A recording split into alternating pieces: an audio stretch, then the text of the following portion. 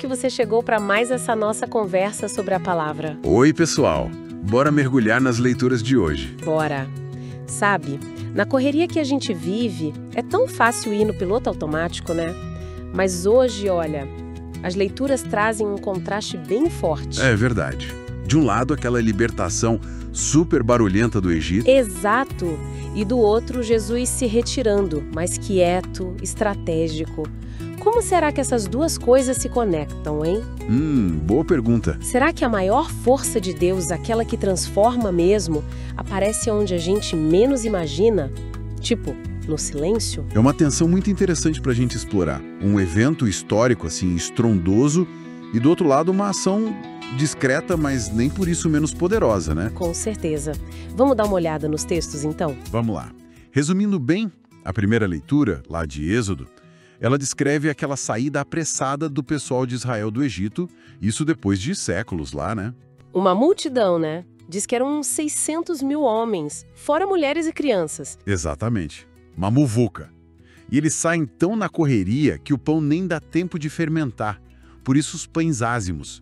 É um símbolo dessa urgência, né? E da pureza também, talvez? Pode ser. E tem aquela noite de vigília para o Senhor que fica como memória. É Deus agindo diretamente, de forma visível, libertadora. Bem forte. E o Salmo? O Salmo 135 ou 136, dependendo da versão, é tipo um eco disso, fica repetindo, porque eterno é seu amor, ou eterna é a sua misericórdia.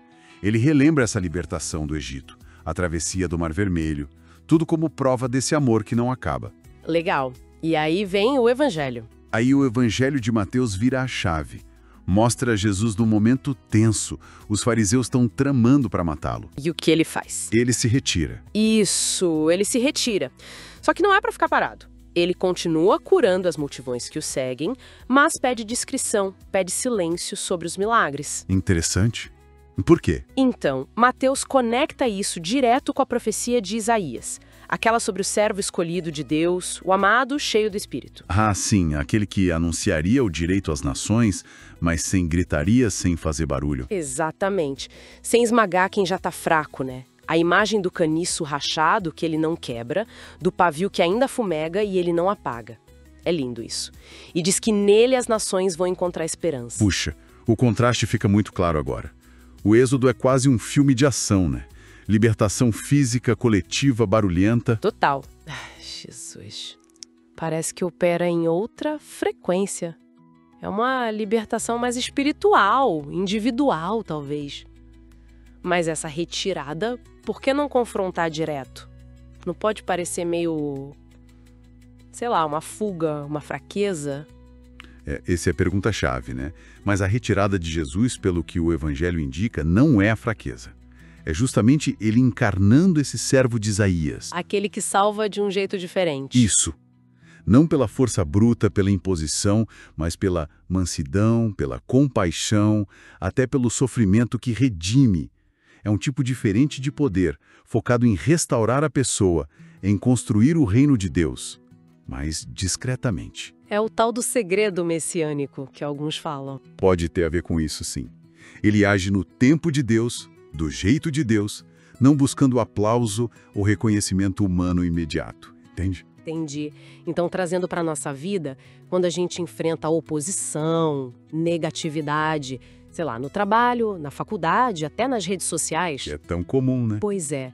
A resposta talvez não seja entrar na briga, gritar mais alto, mas escolher onde colocar energia. Focar em curar o que dá, fazer o bem, quietinho, construir algo positivo, mesmo sem alarde. Exatamente. Essa força silenciosa, mas que não é passiva, é ativa. A gentileza, a persistência no bem. Mesmo sem ninguém ver, às vezes. Isso tem um poder de transformação que a briga direta, a agressividade muitas vezes não tem. Faz sentido. Jesus focou na missão dele, né? Curar, anunciar o reino, não em ficar rebatendo provocação. Isso. Dá pra imaginar, tipo, sei lá, um ambiente super competitivo, talvez na faculdade ou no começo da carreira. Muita fofoca, gente querendo puxar o tapete. Complicado. Aí a pessoa tem a escolha.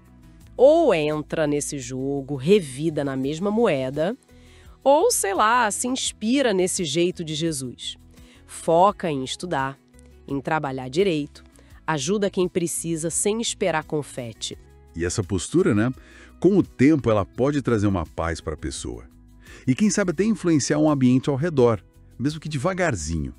É uma aposta no bem, né? Sim, uma força diferente. E essa perseverança na fé, mesmo quando as coisas estão difíceis, sem precisar fazer show, me lembra um pouco São Símaco, Papa.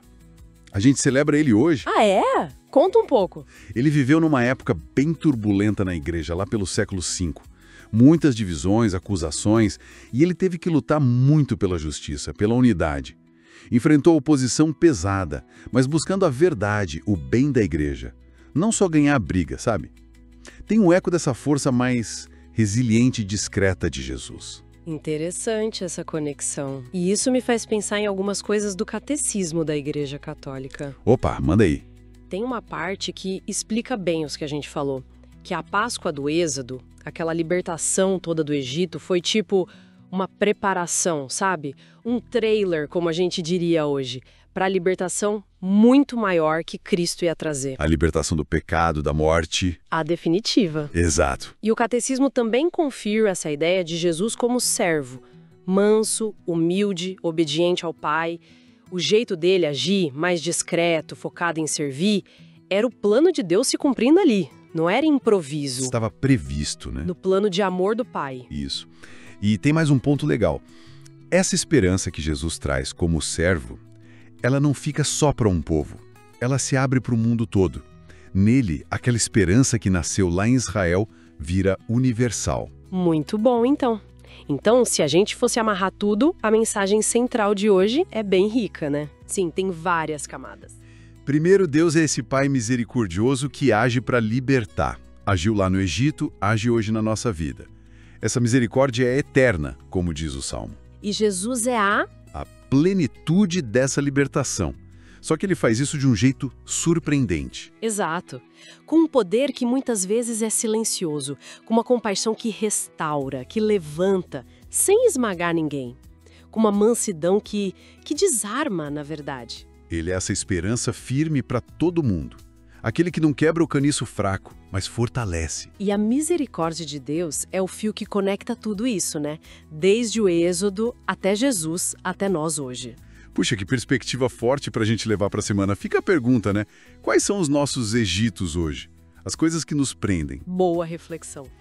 E como essa força silenciosa de Jesus, essa compaixão dele, pode inspirar a nossa forma de agir nos desafios. Que a gente possa encontrar nele, nesse servo que não apaga a chama fraquinha, a nossa força e a nossa esperança. Amém. Que assim seja. É isso por hoje, pessoal. Foi muito bom conversar. Continue com a gente na próxima análise para a gente crescer junto na fé. Valeu. Até a próxima. Tchau, tchau.